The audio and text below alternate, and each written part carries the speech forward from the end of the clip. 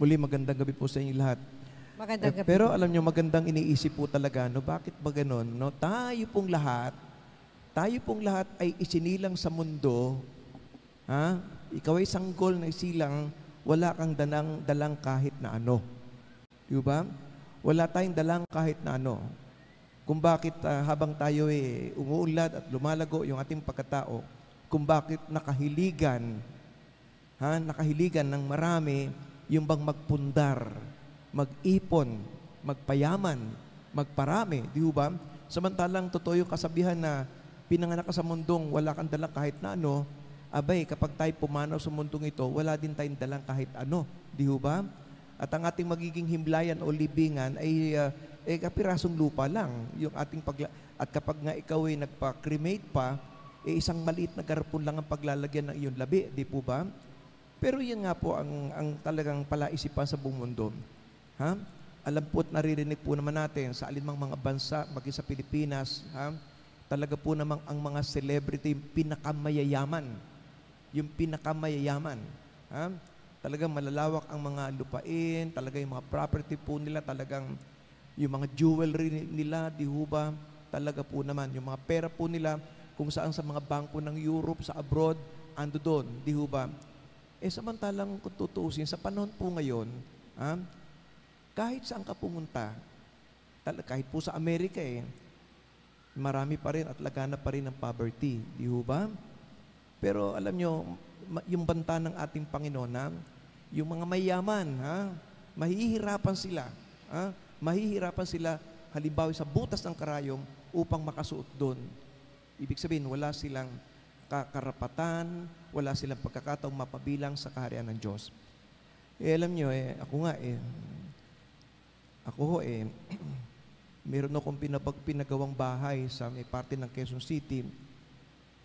May 33 years na. Pag isinama ko kayo sa bahay namin, nasasabihin nyo, Father, ang dami mong basura. Kasi mahilig ako mag-ipon. Halimbawa, ang dami kong mga album, ang dami kong mga photo album, marami akong mga magazine, marami akong libro, marami akong kung ano-ano.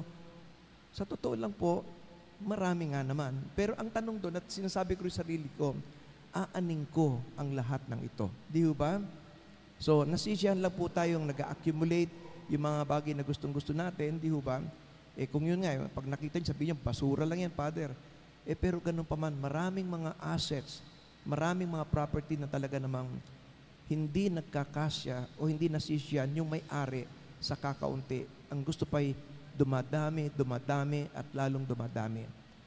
Alam nyo, mayroon pong isang madre, pumunta sa isang barangay, nagpasama kay kapitan, at gusto niyang makita yung kalagayan ng mga tao, lalo na sa depressed area. So, sinamahan siya ng kapitan.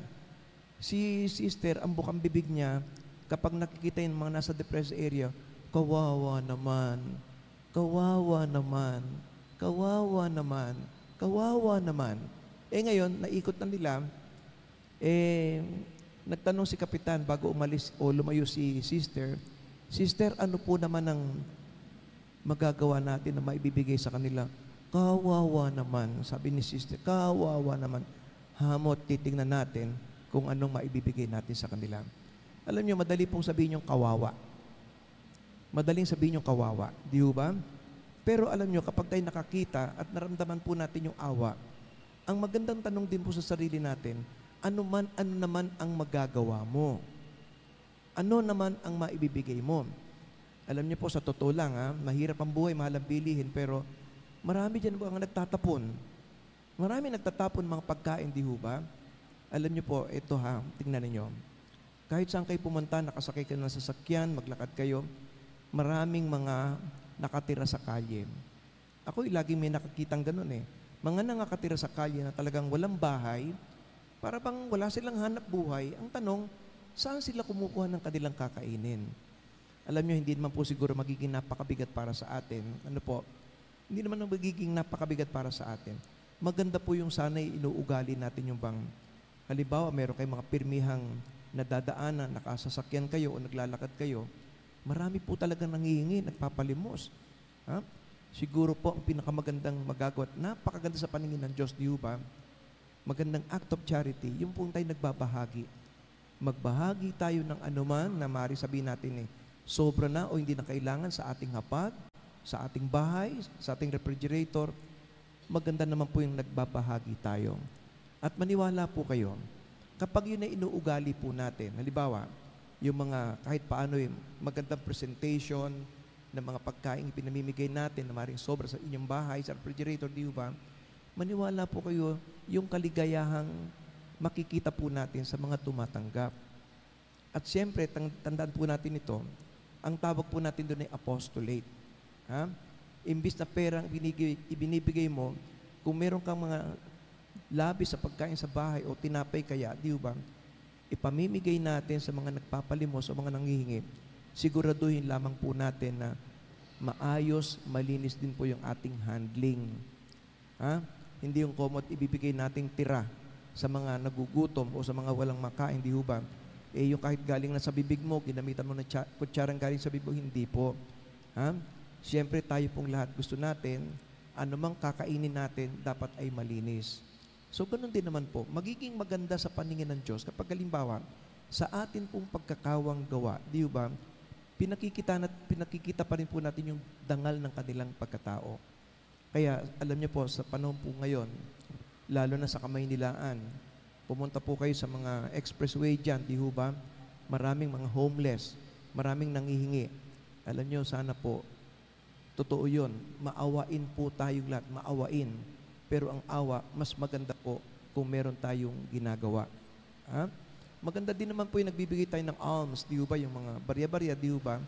Pero kung meron din naman tayo mga, sabihin natin totoo po yun, maraming nagtatapon ng pagkain, di ba? Kahit maayos pa ho siya, ang ipamigay po natin yung inaakala nating makapagbibigay ng kasiyahan sa mga taong walang-wala sa kanilang kalagayan. Kaya napakaganda po ng gospel natin, magandang paalala po sa atin. Baka po naman alam nating lahat na ang hirap ng buhay ngayon, di ba? Ang hirap ng buhay ngayon, pero maraming pa rin ng mga taong nagpapasasa sa kanilang buhay. At sabi din naman ng Panginoon, mahirap, napakahirap sa isa ang pumasok sa kaharian ng Diyos, lalo na kung ikay nagpapasasa sa iyong kayamanan. Kasalanan sa Diyos yung makasarili, kasalanan sa Diyos yung kung tayo ay walang concern, walang awa sa ating kapwa.